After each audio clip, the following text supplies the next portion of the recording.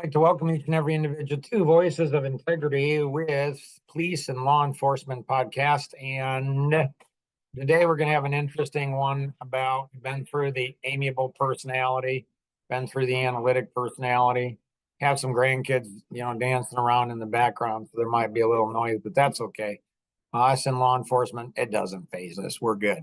So which of these four shapes, did you choose? If you chose the wavy line, you'd be called what we call an expressive personality, or if you chose as most frustrating, boring, or not fun. People in law enforcement are going to be the expressive personality. So one of your greatest strengths might be your energy, excitement, enthusiasm. One of your weaknesses might be your energy, excitement, and enthusiasm. One of your greatest strengths, you have a million ideas. One of your weaknesses might have a million ideas. One of your greatest strengths is you're going to kind of be the center of attention. You're the jokester. You're the one that, maybe everybody makes fun of. Maybe you love attention. You eat on it, might be a bit dramatic. If you went ahead and chose the expressive personality, with a secondary of a ball or conflict with others, you'd be an expressive, amiable personality. You're more assertive.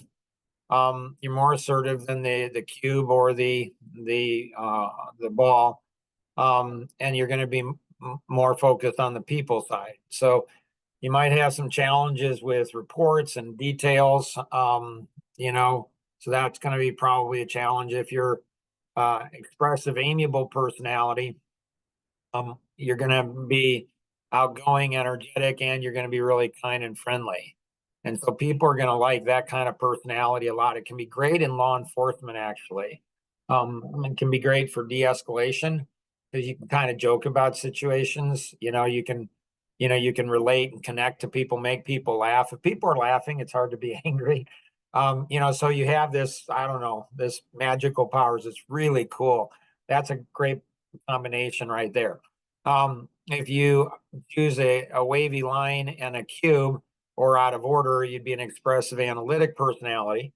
And so that particular personality, one of your greatest strengths would be your secondary would be you like to dot your I's, cross your T's, make sure things are done properly in order. That'll help you really in law enforcement and being a police officer, and that you'll be fun and funny, but you'll also be really good with details. You will have a lot of inner conflict because you have a million ideas and you want to do them all perfect. So there's inner conflict when you cross over between the two. And then if you're expressive in a pyramid, expressive driver or out of control, you'd have double assertiveness. And so you're going to be assertive with people and you're going to be assertive with tasks. And so this is going to be a really, really assertive person. You can run somebody over and they'll say, please, please run me over again. Jim Bontrager, he's probably this kind of a personality.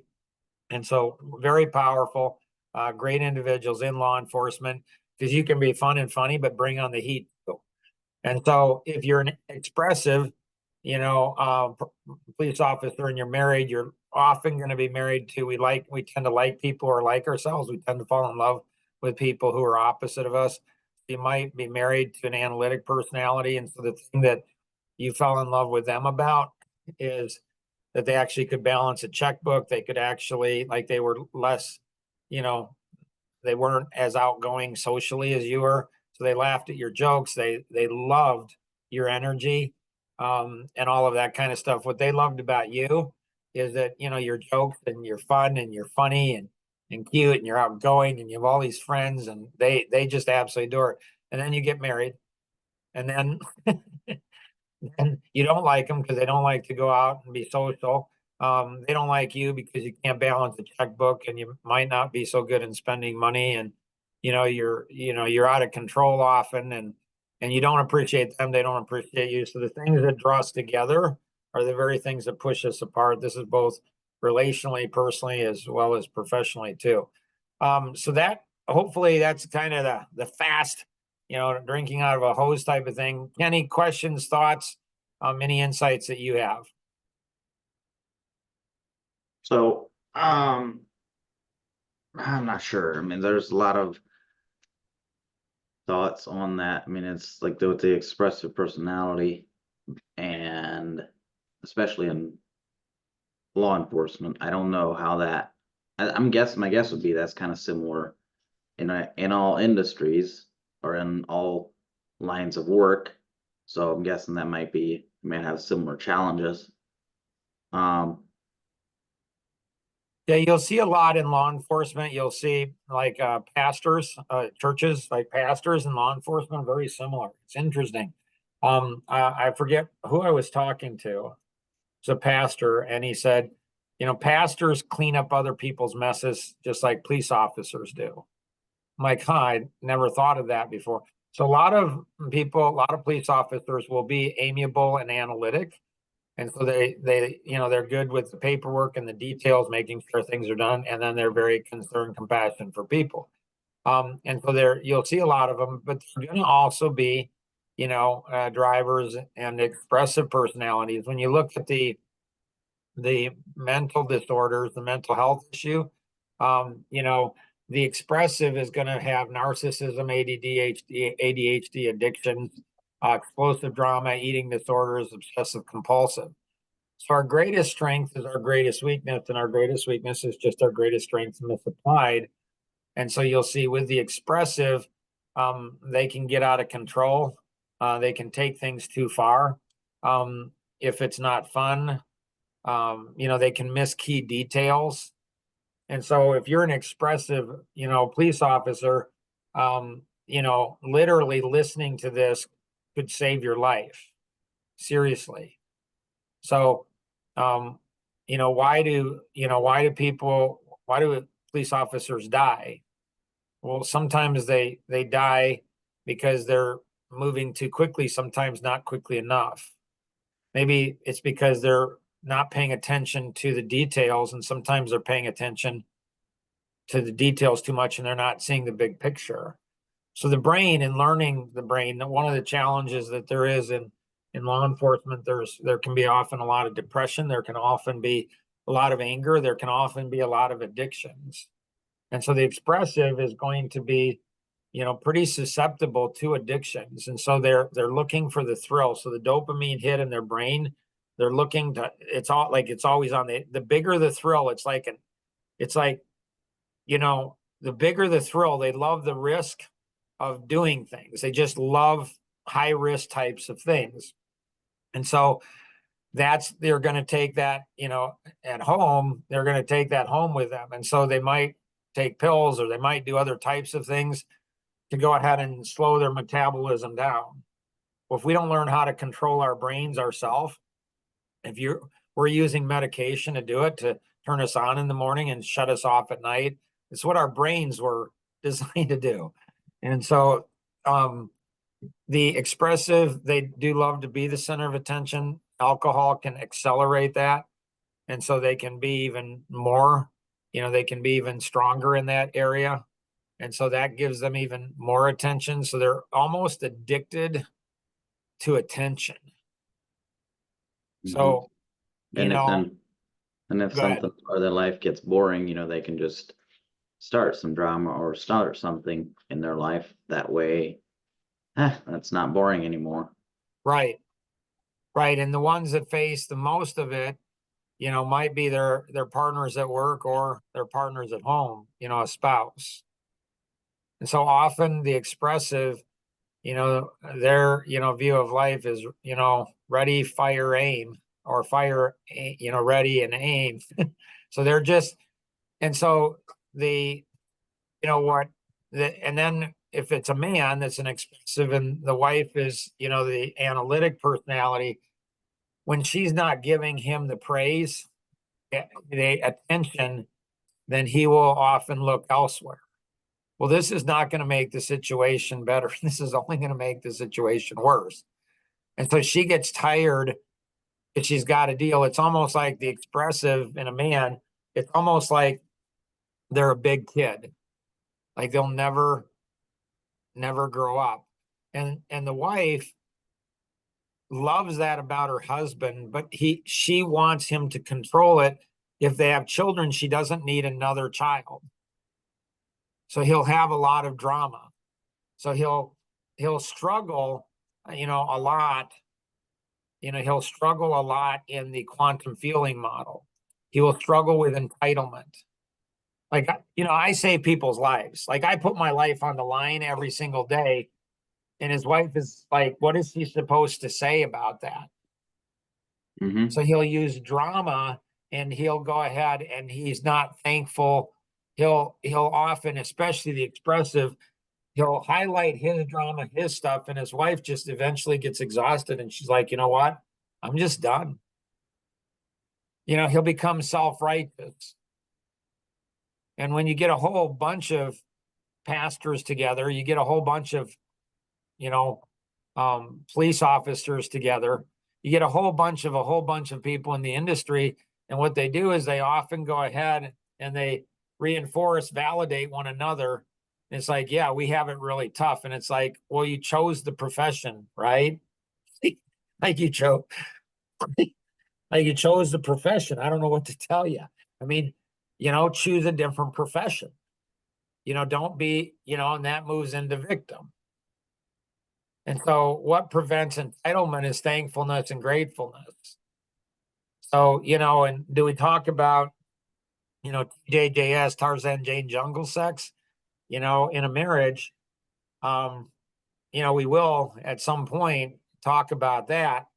But guys, if your wife is not giving you the kind of the kind of sex that you hope for, you are looking for, that you've had in the past, even with her, don't look at her. The issue's probably not with her. It's probably you. And so, your buddies and all the other people might like the narcissism, might like the energy, the center of attention, you making everybody laugh. But your wife and your kids, yeah, maybe not so much. So again, sharing this with others, it's not it's not on the expressive personality.